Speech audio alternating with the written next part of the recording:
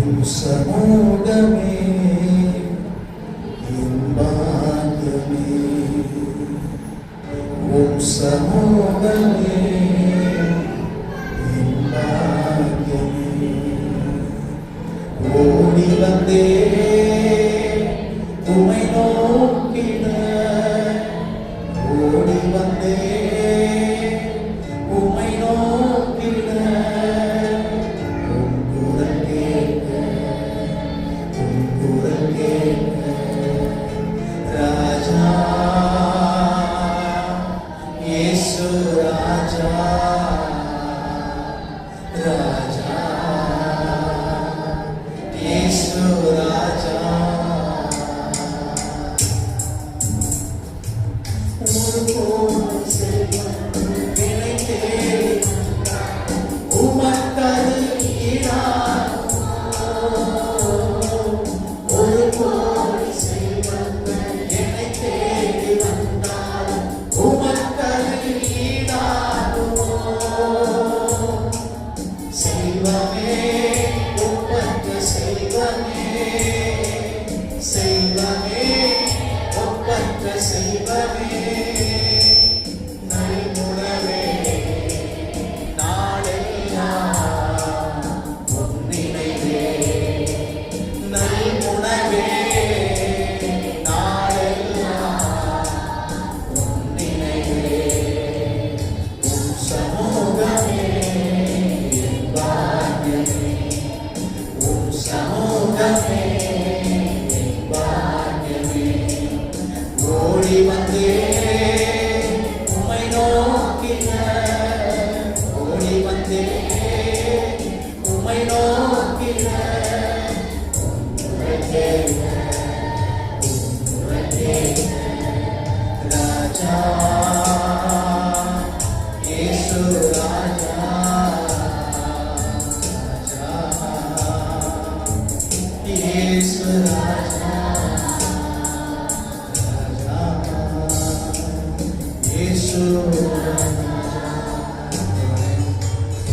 குரல் கேட்க நாங்கள் ஓடி வந்திருக்கிறோம். இயேசுவினாக, இயேசுவின் நாமத்தில் பிதாவே, ஆமென். ஹல்லேலூயா. சந்தோஷமா இருக்கீங்களா? கர்த்தர் தாமே நம்மை நடத்துவாராக, அவருடைய ஆலோசனைகளின் வழியே நம்மை நடத்தி செல்வாராக. இன்றைக்கும் கர்த்தருடைய வார்த்தையை நாம் தியானிக்க போகிறோம். இந்த நாளுக்குரிய வார்த்தையின் தலைப்பு இலக்கை நோக்கி அப்படிங்கிறதான தலைப்பை நாம தியானிக்க போகிறோம். சொல்லுங்க எல்லாரும், இலக்கை நோக்கி. எதை நோக்கி? எதை நோக்கி? இலக்கை நோக்கி நாம பயணிக்கணும். இலக்கு ரொம்ப முக்கியமான ஒன்று.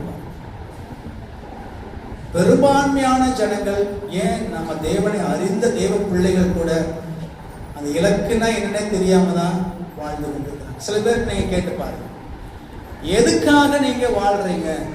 இவ்வளவு பிரயாசம், எவ்வளவு பாடுகள், எவ்வளவு ஓட்டங்கள், எவ்வளவு கண்ணீர், எவ்வளவு வேதனை, இவ்வளவு துன்பம், துயரம் எல்லாவற்றையும் அனுபவித்து இந்த உலகத்துல வாழ்ந்து கொண்டிருக்கீங்களே, இவ்வளவு கஷ்டங்கள் எல்லாம் நீங்க சகிச்சுட்டு இருக்கீங்களே, எதுக்காக நீங்க வாழ்றீங்க அப்படின்னு ஒரு கேள்வி கேட்டா அந்த கேள்விக்கு பதில் கிடைக்குமா? சரியான பதில் கிடைக்குமா? சரியான பதில வராது. என்ன சொல்லுவாங்க? என்னமோ வாழ்றேங்க, பூமியில கடவுள் நம்மளையும் ஒரு மனுஷனா இறக்க வச்சுட்டாரு, வேற வழி இல்லை, உயிரோடு இருக்கிற வரைக்கும் எப்படியாவது ஒன்று வாழ்ந்துட்டு போய் சேருவோம். எங்க போய் சேர்றது அதுவே தெரியுது இல்லையா? அப்படித்தானே வாழ்றோம். ஏதோ இருக்கிற வரைக்கும் என்ன செய்ய வாழ்றோம். சரி, அப்படி ஒரு நம்முடைய வாழ்க்கையை குறித்து ஒரு லட்சியமே இல்லாம, ஒரு இலக்கே இல்லாம நம்ம வாழ்ந்துட்டு இருக்கிறதுனால எதுக்கு இவ்வளவு பிரயாசம், இவ்வளவு எஃபெக்ட் போடுறோம்? நம்ம அதுக்கும் விட தெரியல நமக்கு. சரி, ஆனால் ஒன்று, கடவுள் நம்மளை வாழணும் என்பதற்காக தான் நம்மளை படைச்சிருக்காரு. ஆமென் சொல்லுங்க. வாழ்ந்திருக்கணும், சுகமா இருக்கணும், நல்லா வாழணும், ஆத்துமா செழிக்கணும் என்பதற்காக தான் தேவன் நம்மளை அந்த பூமியில படைச்சார். அதனாலதான் நிருபங்களை வாசிக்கிறோம். யோவான் சொல்லும்போது, பிரியமானவனே, உன் ஆத்துமா வாழ்கிறது போல நீ எல்லாவற்றிலும் வாழ்ந்து சுகமாய். அதுக்குதான் தேவன் நம்மளை படைச்சார். எல்லாவற்றிலும் வாழ்ந்து நீ சுகமாய் இருக்கணும். சஞ்சலத்தோட உன்னுடைய இறுதி நாட்களை கழிக்க கூடாது. எப்படி கழிக்க கூடாது? உன்னுடைய இறுதி நாட்கள் சஞ்சலமா இருக்கக்கூடாது. உன் இறுதி நாட்கள் வியாதியில முடியக்கூடாது. உன்னுடைய இறுதி நாட்கள் போராட்டத்திலும் தவிப்பிலும் துக்கத்திலும் இருக்கக்கூடாது. உன் இறுதி நாட்கள் பூரண ஆயுசுள்ள நாட்களா இருக்கணும் அப்படிங்கிறதுதான் தேவனுடைய விருப்பம். அல்லேலூயா சொல்லுங்க. ஆயுசு நாட்கள் பூரணமா இருக்கணும். இறுதி நாட்கள் சமாதானத்துக்கு ஏதுவானதா இருக்கும். நீங்க பைபிளை வாசிச்சு பாருங்க, பரிசுத்தவானுடைய அந்த கடைசி நாட்கள் அவன் பூரண வயதுள்ளவனாய் மரித்தான். எப்படி பூரண வயதுள்ளவர்களாக அந்த அந்த கடைசி நாட்கள் கூட அவர்களுடைய வாழ்க்கையில சமாதானத்தை அவர்கள் கண்டார்கள். இன்றைக்கும் எத்தனையோ பரிசுத்தவான்கள் இந்த உலகத்தை விட்டு போனாங்க, ஆனா அவருடைய வாழ்க்கையில சமாதானத்தோடு தான் போயிருக்கிறாங்க. அல்லேலூயா. இலக்கை நோக்கி அப்படிங்கிற காரியத்தை மட்டும் நம்ம மெயினா வச்சு அதனுடைய அடுத்தடுத்த விஷயங்களை நம்ம பார்க்க போகிறோம். இலக்கை நோக்கி பிலிப்பியர் 3வது அதிகாரத்தை திருப்பிக் கொள்ளலாம். அப்போஸ்தலனாகிய பவுல் பிலிப்பியருக்கு எழுதின நிருபத்தில் 3வது அதிகாரம் 14வது வசனத்தை நம்ம வாசிக்கணும். எல்லாரும் புரட்டுறீங்களா? எல்லாரும் ஏன்னா எல்லாருமே வேதத்தை நீங்க வாசிக்கணும். அப்பதான் நீங்க வாசிக்கிற அந்த வசனம் உங்க இருதயத்தில் பதியும். எல்லாரும் திருப்பிக் கொள்ளுங்க. 293 73 273 பிலிப்பியர் 3ஆம் அதிகாரம் 14வது வசனத்தை நாம் வாசிக்க போகிறோம். கிறிஸ்து இயேசுவுக்குள் தேவன் அழைத்த பரம அழைப்பின் பந்தய பொருளுக்காக இலக்கை நோக்கி நான் தொடர்கிறேன். எதை நோக்கி தொடர்கிறேன்? இலக்கை நோக்கி தொடர்கிறேன். நமக்கு ஒரு இலக்கு இருக்கா?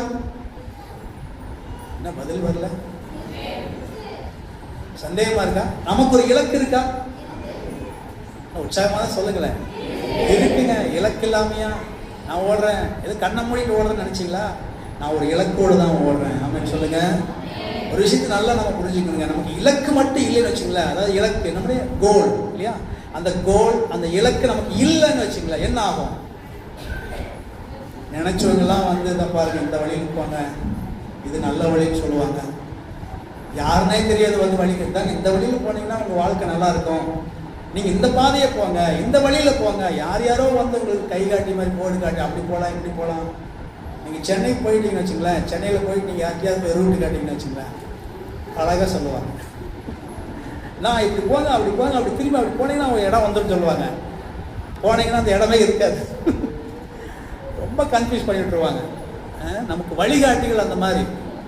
ஸோ நம்முடைய இலக்கு நமக்கு தெரியல அப்படின்னா யார் வேணாலும் நம்மை திசை திருப்பதற்கு வாய்ப்புகள் இருக்கு. அப்படின்னா நம்முடைய வாழ்க்கையில இலக்கை நாம் புரிந்து கொள்ள வேண்டும், தெரிந்து கொள்ள வேண்டும். அதனுடைய மதிப்பு என்னன்னு நமக்கு அறிஞ்சிருக்கணும். ஆமென் சொல்லுங்க. அந்த இலக்கோட மதிப்பு நமக்கு தெரியுமா? தெரிஞ்சுக்கணும். ஆமென் சொல்லுங்க. பவுல் சொல்றாரு, அவர் தன்னை குறித்து தன்னுடைய இலக்கை குறித்து தெளிவா அந்த வார்த்தையை பயன்படுத்துறாரு. கிறிஸ்து இயேசுவுக்குள் தேவன் அழைத்த பரம அழைப்பின் பந்தய பொருளுக்காக நான் என்ன செய்கிறேன்? எனக்கென்று நியமிக்கப்பட்ட அந்த இலக்கை நோக்கி நான் தொடர்கிறேன். அப்ப நமக்கு ஒரு இலக்கு வேணுமா வேண்டாமா? கண்ணை மூடிட்டு அப்படியே வாழ்ந்துட்டு போயிடலாமா? கண்ணை மூடிட்டு வாழ்ந்துட்டு போயிடலாமா? சொல்லுங்க. நமக்கு இலக்கு இருக்கா இல்லையா? இருக்கு. இலக்கை நோக்கி நம்முடைய பயணம் இருந்தால் நலமா இருக்கும். அல்லேலூயா. அந்த இலக்கினுடைய வேல்யூ என்ன நமக்கு தெரியணும், அதனுடைய மதிப்பு என்னன்னு தெரியணும். எதுக்காக இந்த பூமியில தேவன் என்னை பிறக்க வைத்திருக்கிறார், என்னை ஒரு மகனாக மகளாக தேவன் ஏன் என்னை தெரிந்து கொண்டிருக்கிறார், அதற்கு ஒரு காரணம் இருக்கும். அந்த காரணத்தை நாம் கண்டுபிடித்து அந்த இலக்கை நோக்கி நாம் பயணம் செய்தால் நம்முடைய வாழ்க்கை முழுவதும் சமாதானத்துக்கு எதுவானதாக இருக்கும். ஆமென் சொல்லுங்க பார்க்கலாம். இந்த இலக்கை மட்டும் நீங்க தெரிஞ்சுக்கிட்டு உங்களுடைய பயணம் சரியாக இருக்குமானால் இந்த உலகத்திலே நமக்கு விரோதமாய் வருகிற போராட்டங்கள், பிரச்சனைகள், பாடுகள், கண்ணீர்கள், துக்கங்கள் இது ஒன்றும் நம்மை சேதப்படுத்தாது. ஆமென் சொல்லுங்க பார்க்கலாம். ஏன் இன்னைக்கு நிறைய பேர் தடுமாறி பாதியில் நின்றுட்டாங்க? பாதியில் ஏன் நின்றுட்டாங்க? கிறிஸ்துவை விட்டு தூரமாக போயிட்டாங்க. சில பேர் ஆண்டவர் எனக்கு இது ஆண்டவரே வேண்டாங்க, எனக்கு இதெல்லாம் தாங்க முடியலைங்க, அவரை நம்பி வந்தேன், அவர் எனக்கு எதுவுமே செய்யலைங்க. அப்படி யாருக்காவது கைவிடுவாரா? சொல்லுங்க. யாரையாவது கைவிட்டுருக்கிறாரா? யாரையுமே தேவன் கைவிட்டதே இல்லை. ஆமென் சொல்லுங்க பார்க்கலாம். ஒருத்தரையும் தேவன் கைவிட மாட்டார். நாமவே அவரை தவறான விதத்தில் புரிந்து கொண்டு நாமே அவரை விட்டு விலகி ஓடி வந்துடுறோம். ஆனா அவர் ஒரு நாள் யாரையும் கைவிடுகிற தெய்வம் அல்ல. ஆமென் சொல்லுங்க பார்க்கலாம். இன்றைக்கு கூட தேவன் நம்ம இந்த இடத்துல கொண்டு வந்திருக்கிறாருன்னா நம்ம மேல வச்சிருந்த அந்த அக்கறை நம்மளை இன்னும் நம்புறாரு பாருங்க. ஆமென் சொல்லுங்க. இன்னும் நம்மளை நம்புறாருங்க, இன்னும் நம்மளை அதிகமா அதிகமாய் நம்புகிறார். அதனால நம்ம இலக்கை நாம் தெரிந்திருக்க வேண்டும். அந்த இலக்கை நோக்கித்தான் நம்முடைய பயணம் இருக்க வேண்டுமே தவிர நம்ம வலதுபுறம் இடதுபுறம் சாயாதபடிக்கு நமக்கென்று வைத்திருக்கிற அந்த இலக்கை நோக்கி நம்முடைய பயணம் இருக்கட்டும். அல்லேலூயா. நம்முடைய ட்ராக் வந்து சரியான விதத்தில் இருக்கணும், சரியான விதத்தில் இருக்கணும். வழி மாறக்கூடாது. சொல்லுவாங்க, நீங்க இப்படி செஞ்சா என்ன, இப்படி போனா என்ன, நீங்க அப்படி ஃபாலோ பண்ணா என்ன, நீங்க இதை நம்பினா என்ன, இப்படி செஞ்சா என்ன சொல்லிக்கிட்டே இருப்பாங்க. நிறைய பேர் நமக்கு ஆலோசனை கொடுத்துட்டே இருப்பாங்க. ஆனா தேவன் கொடுக்கிற ஆலோசனைகள் படி நாம் நடந்தால் நம்முடைய வாழ்க்கை பிரயாணம் சுமூகமாகவே இருக்கும். அல்லேலூயா. அதனாலதான் பவுல் சொல்றாரு, நான் இலக்கை நோக்கி, எனக்கு ஒரு இலக்கு இருக்கிறது. தேவன் அழைத்த அந்த பரம அழைப்பின் பந்தய பொருளை நான் பெற்றுக்கொள்ள நான் இலக்கை நோக்கி நான் தொடருகிறேன். நம்முடைய வாழ்க்கையிலும் இலக்கை நோக்கி நாம் தொடருவோமானால் நிச்சயமாக நமக்கும் அந்த பந்தய பொருள் உண்டு. அதை ஒருவனும் பறித்துக் கொள்ள முடியாது. அல்லேலூயா.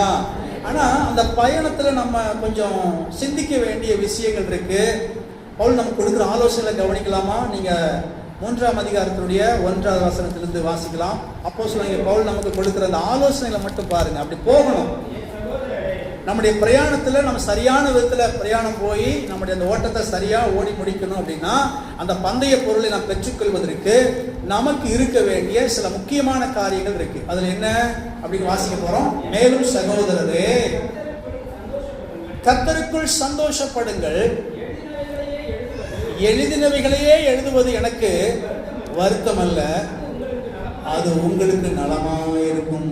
சிலர் சொல்லுவாங்க, என்ன ஒரே பிரசங்கமா இருக்குது, என்ன கிருபை பத்தியே பேசுவீங்களா, விசுவாசம் பத்தியேவா, ஜெபம் ஜெபம் ஜெபம் எத்தனை வார்த்தைக்கு பேசுவீங்க, வெளிப்படுத்தல் 3ஆம் அதிகாரம் 7வது வருஷம் எத்தனை வார்த்தை பேசுவீங்க, எழுதுனதேவா, பிரசங்கம் பண்ணதே திரும்ப திரும்ப பேசுறதா, ஒரே வார்த்தையா. ஆனா பவுல் என்ன சொல்றாரு, எழுதினதையே எழுதுவது எனக்கு வருத்தம் அல்ல. ஏன்னா ஒரு விஷயத்தை உங்களுக்குள்ள புரிய வச்சுட்டா அடுத்த சப்ஜெக்டுக்கு போயிடுவேன். ஒரு சப்ஜெக்ட் உங்களுக்கு புரியுற வரைக்கும் அந்த சப்ஜெக்டுக்குள்ளேயே தான் சொல்லிக்கிட்டு இருப்பேன்னு சொல்றாரு. நான் சொல்றது எத்தனை பேருக்கு புரியுதுங்க?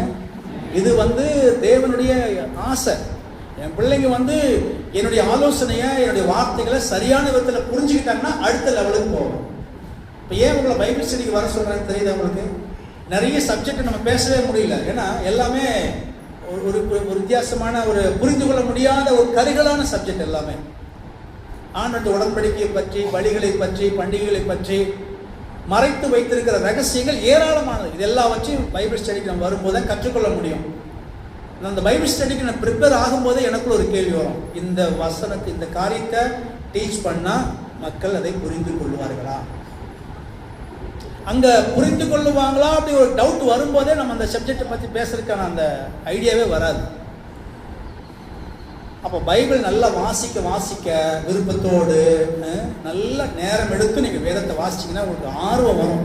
இது என்ன, இந்த வசனம் எப்படி போட்டிருக்குது, இது என்னால புரிஞ்சிக்கவே முடியலையே, இதை பற்றி நான் எப்படி அறிந்து கொள்வது, இதை பற்றி நான் எப்படி புரிந்து கொள்வது, இதற்கான விளக்கம் தான் என்ன, யாருக்கு தெரியும்? பாஸ்டர் கேட்டா அவர் ஏதாவது நினைச்சுக்குவாரு. அதனால என்ன செய்வோம், வாசிப்போம், அப்படியே வாசித்து போயிடுவோம் அப்படின்னு நினைச்சிட்டு போனீங்கன்னா அவ்வளவுதான், நமக்கு புரியவே புரியாது. வேதத்துல நிறைய மகத்துவங்கள் உண்டு. ஆமென் சொல்லுங்க.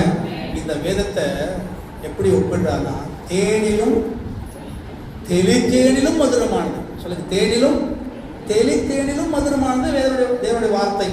இந்த வார்த்தையை நீங்கள் நல்லா ருசிச்சு வாசிக்க தான் அதனுடைய சுவை என்னவென்று தெரியும். சொல்லுங்க.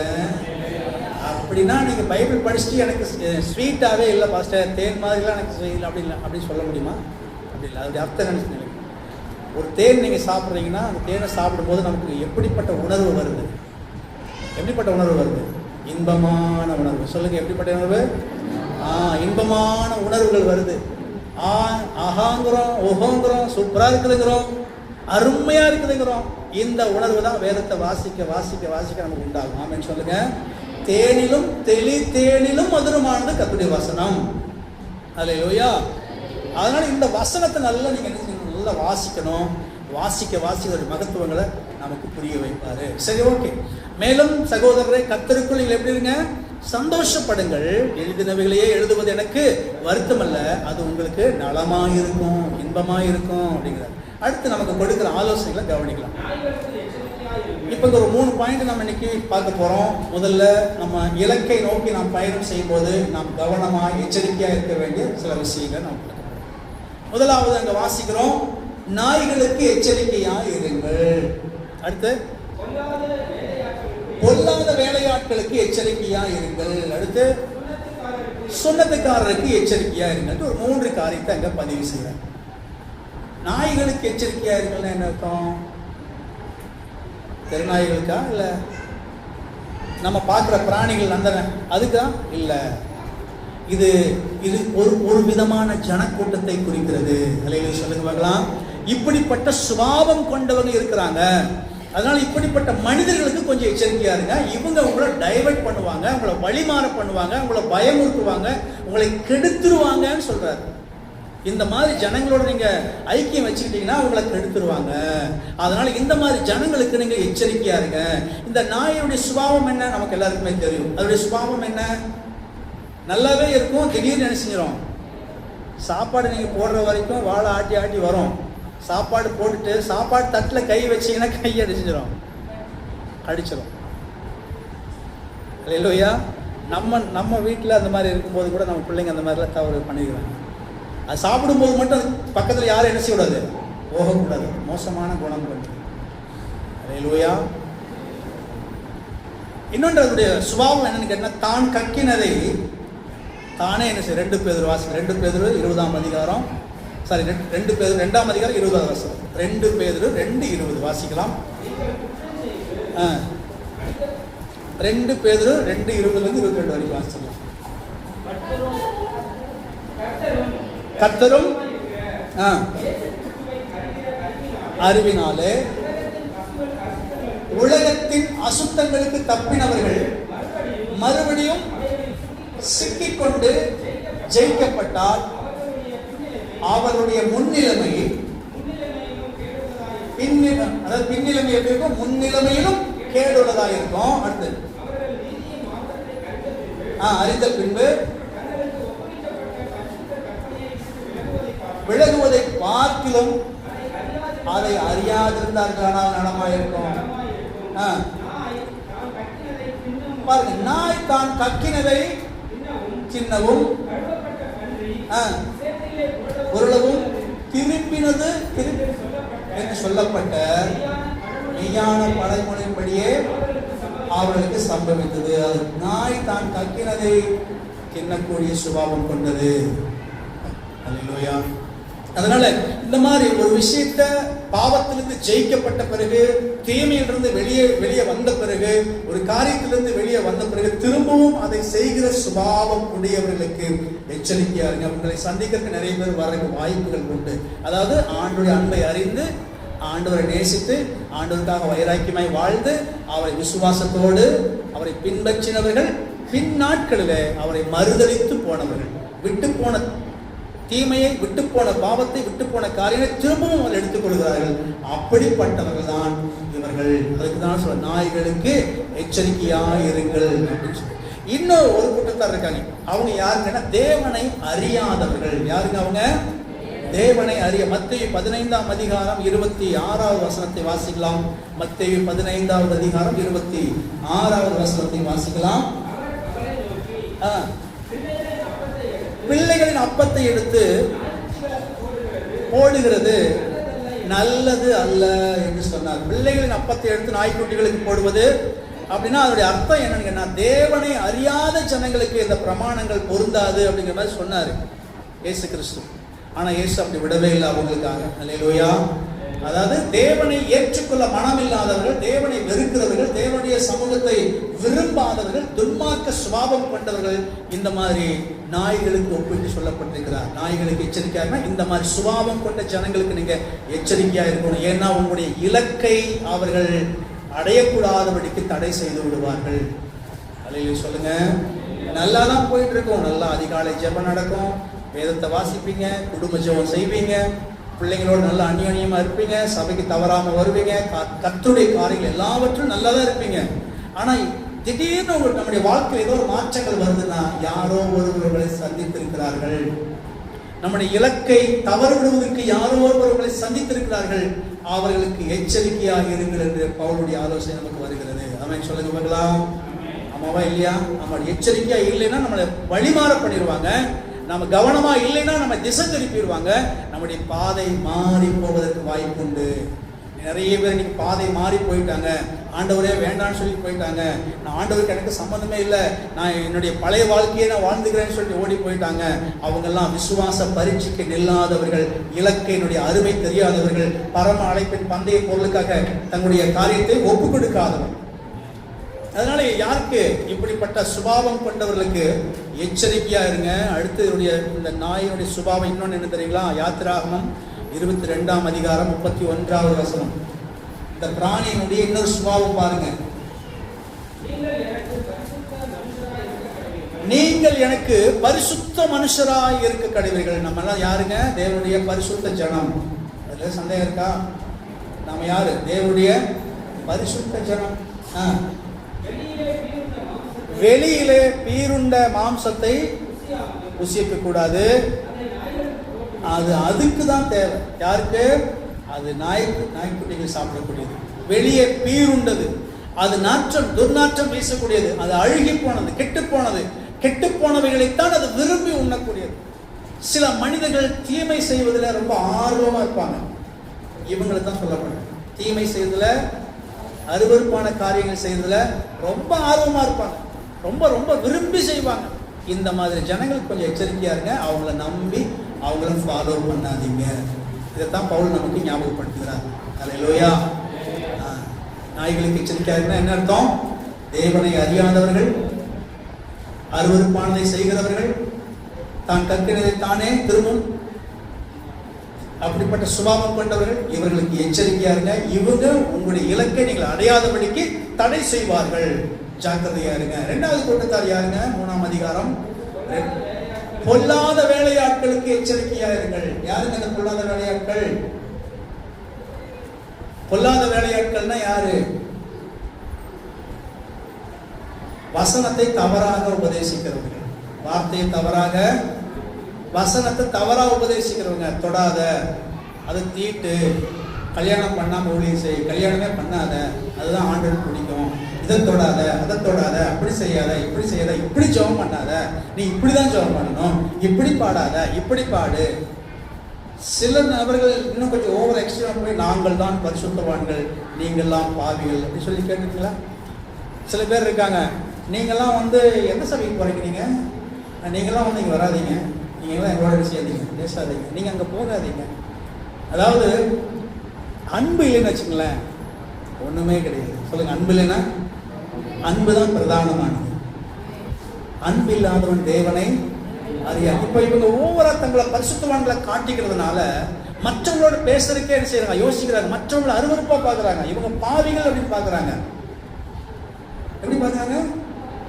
இந்த சபைக்கு போறவங்க பாவிகள், அந்த சபைக்கு போறவங்க பாவிகள், இவர்கள் பாவி, அவர்கள் பாவி, இந்த மாதிரி பார்த்து பார்த்து மற்றவங்களோட பழகிறதையும் என்ன செய்யறாங்க? விட்டுட்டாங்க. அன்புனா என்னன்னே தெரியாம போயிடுச்சு. அந்த முகத்துல சிரிப்புக்கு வாய்ப்பே இல்லாம போயிடுச்சு. சிரிப்புனா அது கிலோ எவ்வளவு அப்படிங்கிற மாதிரி போச்சு. மகிழ்ச்சி இல்லை, சிரிப்பு இல்லை, அன்பு இல்லை. ஆமே, இதெல்லாம் ஒரு தவறான காரியங்கள். அதாவது பொல்லாத வேலையாட்களுக்கு எச்சரிக்கையா இருங்க. திசை திருப்புவாங்க. நமக்கென்று வைத்திருக்கிற இலக்கை நாம் அடையாதபடிக்கு திசை திருப்புவார்கள். நாம் ஜாக்கிரதையா இருக்க வேண்டும். நீங்க கிறிஸ்து உங்களை எப்படி, எந்த வசனத்தை கொண்டு உங்களை பேசினாரோ, எந்த சத்தியத்தை கொண்டு உங்களை தம்முடைய அன்பினால் ரட்சித்தாரோ, அதை கேட்ட விதத்திலே பிடித்துக் கொண்டு நீங்கள் உறுதியாக இருக்க நீங்கள் பழக வேண்டும். ஆமென் சொல்லுங்க பார்க்கலாம். அதுல உறுதியா இருக்கணும். கேட்ட சத்தியத்துல உறுதியா நம்ம நிக்கலங்க, வழி மாறிடக்கூடாது. இன்னும் சில பேர் இயேசு ஒரு சாதாரண மனிதர் தாங்க, இதாதாங்க எல்லாமே, இதாதாங்க அவர் தாங்க. இயேசு ஒரு சாதாரண மனிதருங்க. சில பேர் பரிசுத்த ஆவியானவர் மட்டும்தாங்க இருக்கிறாங்க, இயேசு இல்ல, இயேசு தாங்க பரிசுத்த ஆவியானவர். குழப்புவாங்க. குழப்பவாதிகள் இவர்கள், பொல்லாத வேலையாட்கள்.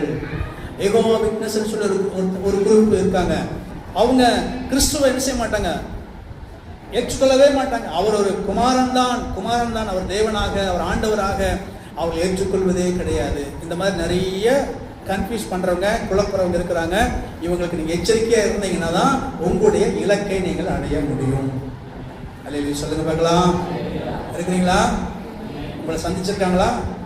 இந்த மாதிரி நபர்கள் எல்லாம் உங்களை சந்திப்பாங்க. நீங்க தான் என்ன செய்யணும்? கவனமா இருக்க வேண்டும். அடுத்து பாருங்க, அடுத்தது இன்னொரு கூட்டத்தார் அதுல இருக்கிறாங்க, வாசிக்கலாம். சுன்னத்துக்காரர்களுக்கு இவங்க யாரு அப்படின்னு கேட்டீங்கன்னா, விருத்த சேதனத்தை மையமாய் வைத்து வாழ்றோம். விருத்த சேதனம் பண்ணாதாங்க அவங்க தான் ஒரிஜினல் கிறிஸ்டியானிட்டி. இந்த மாதிரி நிறைய கன்ஃபியூஸ் பண்ணுவாங்க. நீங்கள் எதை குறித்தும் நீங்கள் குழம்ப வேண்டிய அவசியமே இல்லை. நீங்கள் ஆண்டவராக இயேசு கிறிஸ்துவை நேசிங்க, அவரே உங்களை வழி நடத்துவார். அல்லேலூயா. சத்தியத்தை நீங்கள் அறிஞ்சீங்கன்னா சத்தியமே உங்களுக்கு விடுதலையாக்கும். இயேசு கிறிஸ்துவே உங்களை சகல சத்தியத்துக்குள்ள வழி நடத்துவாரு. அந்த அபிஷேகம் உங்களை நடத்தும். அவரே உங்களை கைட் பண்ணி கொண்டு போவார். ஆமென் சொல்லுங்க பார்க்கலாம். அதனால அவங்க சொல்றது இவங்க சொல்றது அப்படி இப்படி உபதேசங்களை கன்ஃபியூஸ் பண்ணிக்க வேண்டாம். ஆண்டவரை நேசிச்சு அவரை பிரியமான நேசராக ஏற்றுக்கொள்ளுங்கள். அவரே உங்களை சகல சத்தியத்துக்குள்ள வழி நடத்தி செல்வார். ஆமென் சொல்லுங்க பார்க்கலாம். அவரே நமக்கு போதுமான ஆலோசனைகளை கொடுப்பார். வசனம் சொல்லுகிறது இல்லையா, உண்மையில் என் கண்ணை வைத்து உனக்கு நான் ஆலோசனை சொல்லுவேன், நீ நடக்க வேண்டிய வழியை உனக்கு காட்டுவேன் சொன்னாரா இல்லையா? உறுதியாக கன்ஃபியூஸ் ஆகவே வேண்டாம். எனக்கு தேவன் வைத்திருக்கிற அந்த இலக்கை நோக்கி நான் பயணம் செய்ய போகிறேன். அல்லேலூயா. பரமழைப்பின் பந்தய பொருளுக்கா நான் இலக்கை நோக்கி ஓடுகிறேன். பாடுவோமா? பரமழைப்பின் பந்தய பொருளுக்கா நான் இலக்கை நோக்கி ஓடுகிறேன்.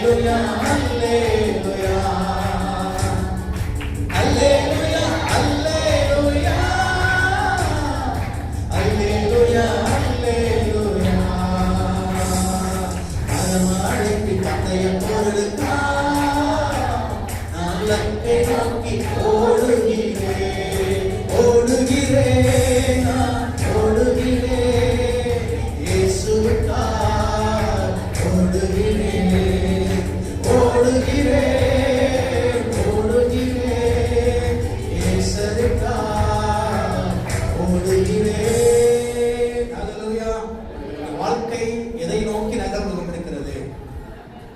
சொல்லுங்க, எதை நோக்கி நகர்ந்து கொண்டிருக்கிறது? தேவன் எனக்கென்று வைத்திருக்கிற அந்த கோல், அந்த இலக்கை நோக்கி நகர்கிறது. ஆமாவா இல்லையா? இல்ல ஏதாவது ஒரு தனி ரூட் எடுத்து போயிட்டு இருக்கா? நம்முடைய ட்ராக் எந்த அளவுக்கு போயிட்டு இருக்குன்னு நமக்கு தெரியாதுங்க, நம்ம உண்டாக்கின அவருக்கு தெரியும். ஆன்லைன்ல எத்தனை பேர் ஆர்டர் போட்டிருக்கீங்க? சில பொருட்கள் வாங்குறதுக்கு ஆன்லைன்ல ஆர்டர் போட்டிருக்கீங்களா? எதுவுமே தெரியாத மாதிரி உட்காந்துருக்கீங்க பாருங்க. ஏன்னா இப்போ கடையில் வாங்குறதெல்லாம் செட் ஆகாதுங்க, அதனால் ஆன்லைனில் ஆர்டர் போடுறீங்க தானே. ஆர்டர் போட்டு அதில் ஆர்டர் பிளேஸ் உள்ள போயிட்டு இந்த பொருள் எங்கே வந்துட்டு இருக்குன்னு பார்க்குறீங்களா? அது ஒரு ட்ராக் கார்டு பார்த்துருக்கீங்களா? இந்த இடத்துல ஷிஃப்ட் ஆகிருக்குது, இன்னும் கொஞ்சம் தூரத்தில் போகணும், அப்போ நாளைக்கு வந்துடும், நாளைக்கு மறுநாள் வந்துடும் அப்படின்னு அவனே ஒரு தேதியை கொடுத்து போட்டிருப்பான். அப்போ அந்த ட்ராக்கை நம்ம பார்த்தா தெரியும் பொருள் எங்கே இருக்குன்னு. ஆனால் நம்முடைய ட்ராக்கை நம்மளால் பார்க்க முடியாது. நம்ம எந்த இடத்துல இருக்கிறோம் நமக்கு தெரியாது. இப்போ உதாரணத்துக்கு என்னுடைய லைஃப், இப்போ என்னுடைய ட்ராக் எடுத்துங்க. நாளைக்கே என்னுடைய ட்ராக் முடிஞ்சிருக்கலாம், நெருங்கி இருக்கலாம், பக்கத்தில் வந்திருக்கலாம், அல்லது இன்னும் கொஞ்சம் லாங் டிஸ்டன்ஸ் இருக்கலாம். நம்முடைய ட்ராக் நமக்கு தெரியாது. நம்மை படைத்தவருக்கு தான் தெரியும். அப்படின்னு சொல்லுங்க, நம்மை படைத்தவருக்கு தான் தெரியும் நம்ம எங்க இருக்கிறோம், எந்த லைன்ல இருக்கிறோம், எவ்வளவு தூரத்தில் இருக்கிறோம், எவ்வளவு பக்கத்தில் இருக்கிறோம், அவருக்கு தான் தெரியும். நமக்கு அது தெரியாது. நமக்கு தெரிஞ்சிருந்தா நம்முடைய லெவல் வேற மாதிரி ஆயிடும். ஒருவேளை நமக்கு தெரிஞ்சிருச்சு நாளைக்கு என்னுடைய ட்ராக் முடியுது அப்படின்னா நம்ம என்ன செய்வோம்? அதுக்கு தகுந்த மாதிரி ஏற்பாடு பண்ணுவோம். எனக்கு இன்னும் ஒரு வாரம் ட்ராக் இருக்கு, அந்த என்னுடைய இலக்கை அடைவதற்கு ஒரு வாரம் தான் டைம் இருக்குன்னா அதற்குரிய காரியங்கள் நம்ம பார்த்துருவோம். அதனால அது மட்டும் நமக்கு தெரியல, நல்லது. ஆண்டவருக்கு மட்டும்தான் தெரியும் நம்முடைய வழிகளை கர்த்தர் அவர் ஆராய்ச்சி வச்சிருக்காரு. ஆமென் சொல்லுங்க. அதனால தயவாக நம்முடைய இலக்கை புரிந்து கொள்ளுங்க. எதற்காக இந்த பூமியிலே தேவனை தெரிந்து கொண்டார், ஏன் என்னை ரட்சிப்புக்குள்ள கொண்டு வந்தார், எத்தனை பேர் இருக்கும்போது நான் மட்டும் ஏன் ஆண்டவரை நேசிக்கக்கூடிய அந்த வாய்ப்பை தேவன் தந்தாரு அப்படின்னா ஏதோ ஒரு காரணம் இருக்கு இல்லையா? அந்த காரணம் என்னன்னா, உங்களை அந்த இலக்கை நோக்கி உங்களை நடத்தி செல்வதுதான் அவருடைய திட்டம். ஆமென் சொல்லுங்க. அது இலக்கு என்னங்கிறத கடைசியில பார்ப்போம். என்ன இலக்கு அப்படிங்கிறத பார்ப்போம். சரி, இப்போ நம்ம எச்சரிக்கையா இருக்கணும். 3 கூட்டத்தாருக்கு நீங்க அதை படிச்சுட்டீங்க. நாய்களுக்கு எச்சரிக்கையாக சொன்னால், பொல்லாத வேலையாட்களுக்கு எச்சரிக்கையாக சொன்னால், இந்த விருத்த சேதம் உள்ள இந்த சுண்ணத்திற்கு எச்சரிக்கையாக இருக்குன்னு சொன்னால், நம்ம எச்சரிக்கையா இருக்கவில்லை என்றால் நம்மை கரம் பிடித்து எங்கேயாவது கூட்டிட்டு போய் படுகொலியில தள்ளி விட்டுருவாங்க. அதனால நம்முடைய பாதை இலக்கை நோக்கி இருக்கட்டும், இயேசுவை நோக்கி இருக்கட்டும். ஆமென் சொல்லுங்க. நம்மை வழி கெடுப்பதற்கு நிறைய பேர் காத்துக்கிட்டு இருக்கிறாங்க. நம்மளை குழியில தள்ளுறதுக்கு நிறைய பேர் ரெடியா இருக்கிறாங்க. ஆனா இயேசு நம்மை கைவிட மாட்டா. ஆமென் சொல்லுங்க. இயேசு நம்மை கைவிட மாட்டா. சொல்லுங்க, இயேசு கைவிட மாட்டான்னு சொல்றவங்களா? ஆமென் சொல்லுங்க. அவர் நம்மை கரம் பிடித்து நடத்துகிற தேவன். கரம் பிடித்து நம்மை நடத்துகிறார். அற்புதமாய் நடத்துகிறார். அதிசயமாய் நடத்துகிறார்.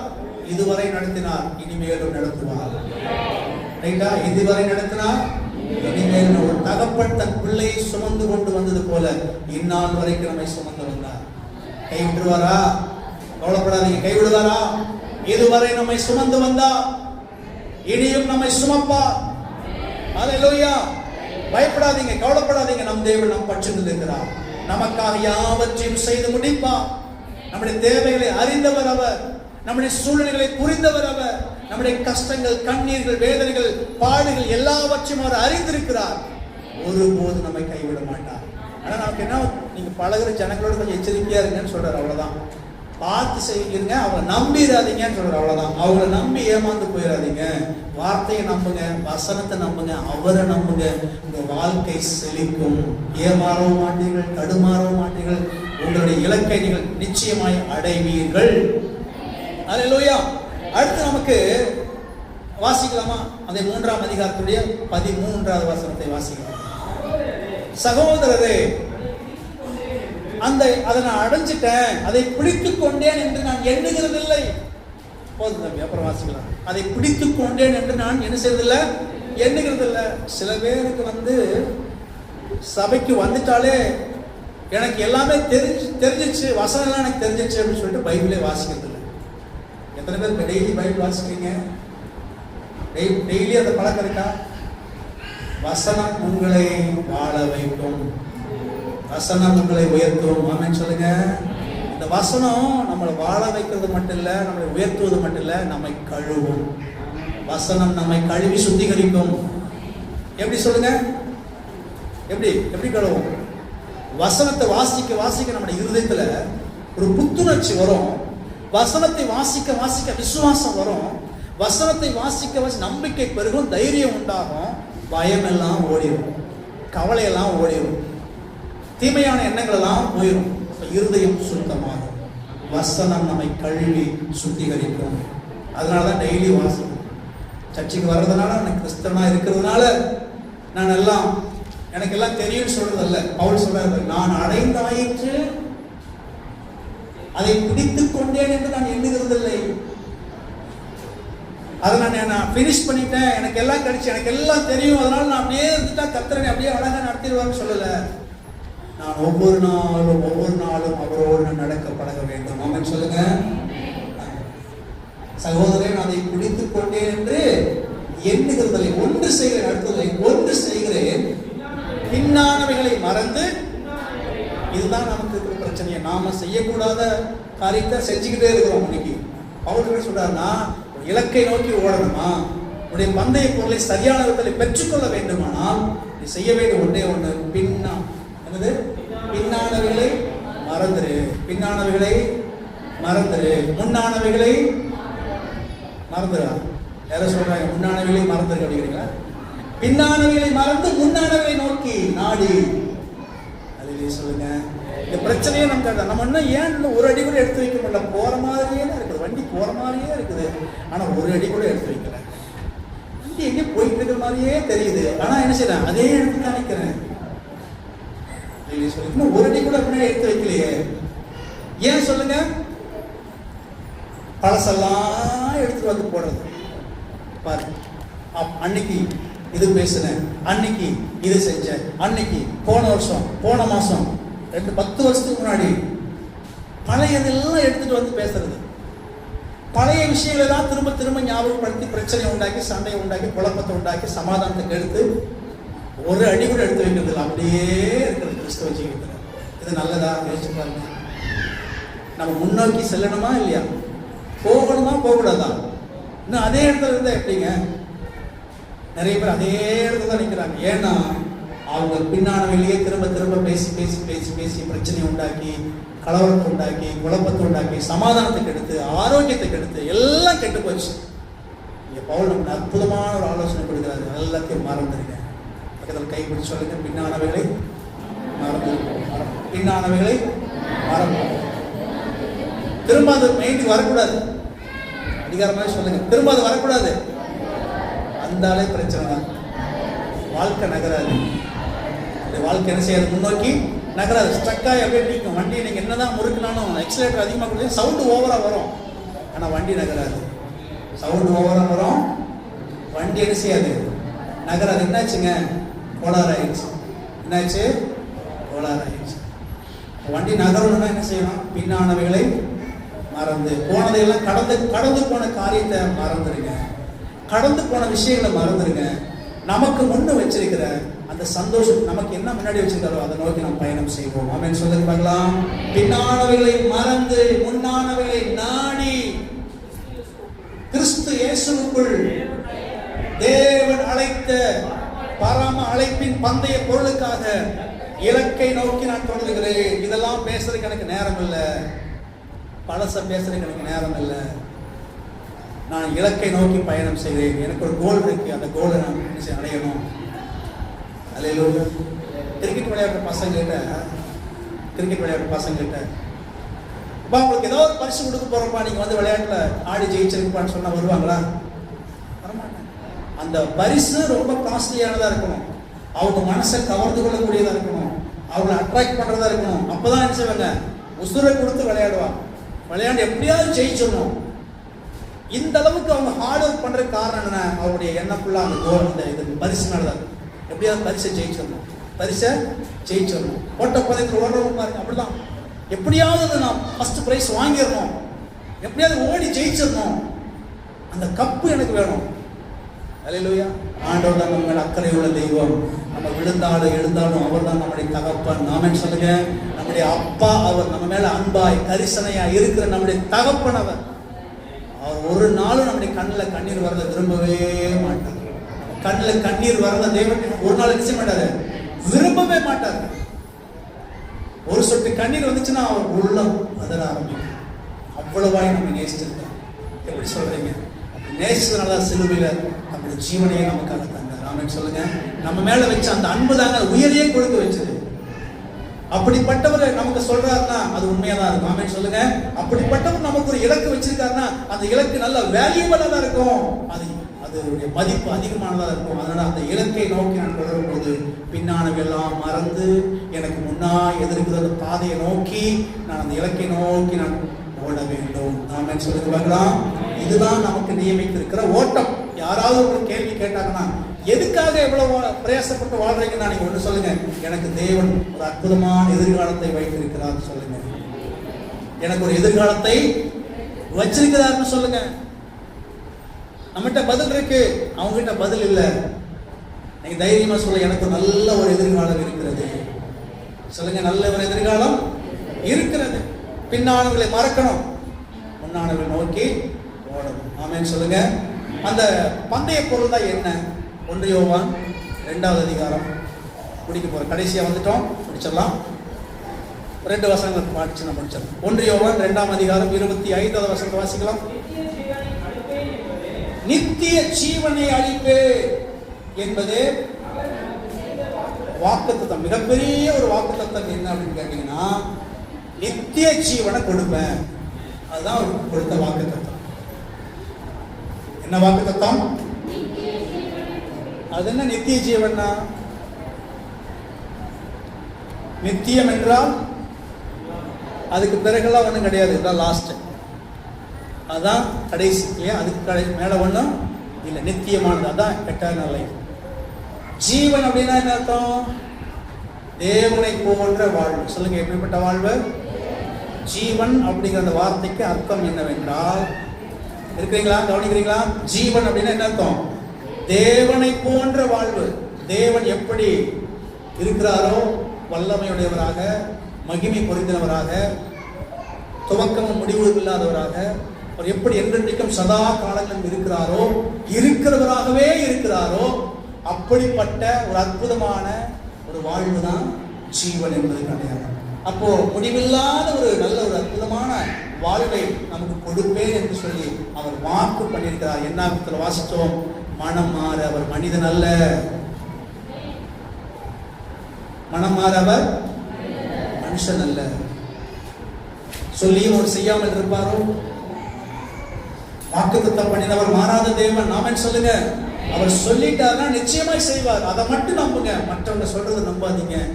தேவன் சொல்றதை நம்புங்க. உங்க வாழ்க்கையில நீங்கள் அடையவே இந்த இலக்குகளை நிச்சயமாய் அடைவீர்கள். அல்லேலூயா. அதுதாங்க நம்முடைய இலக்கு. நான் நித்திய ஜீவனை நான் தருவேன். 1 கொரிந்தியர் 9வது அதிகாரம் 24வது வசனம். பந்தய சாலையிலே ஓடுகிறவர்கள் எல்லாரும் ஓடுவார்கள். எல்லாரும் ஓடுறாங்க, நம்மளும் ஓடிட்டு இருக்கிறோம். எல்லாரும் ஓடுறாங்க. ஆகிலும் ஒருவனே பந்தயத்தை அறியீர்களா? அந்த ஒருவனே அந்த பந்தய பொருளை பெறுவான் என்று அறியீர்களா? நீங்கள் பெற்றுக்கொள்ளத்தக்கதாக என்ன செய்யுங்க? ஓடுங்கள். சும்மா விருதாவா ஓடாதீங்க. பெற்றுக்கொள்ளணுங்கிற அந்த நோக்கத்தோட ஓடுங்க. ஆமென். பெற்றுக்கொள்ளத்தக்கதாக. அப்ப நமக்கு ஒரு லட்சியம் இருக்கா இல்லையா? நமக்கு ஒரு கோல் இருக்கா இல்லையா? நிச்சயம் இல்லாதவனாக நான் ஓடுகிறேன். அதே அடுத்த வாசிங்க. பந்தயத்துக்கு போராடுகிற யாவரும் எல்லாவற்றிலும் இச்சை அடக்கமுள்ளவர்களாய்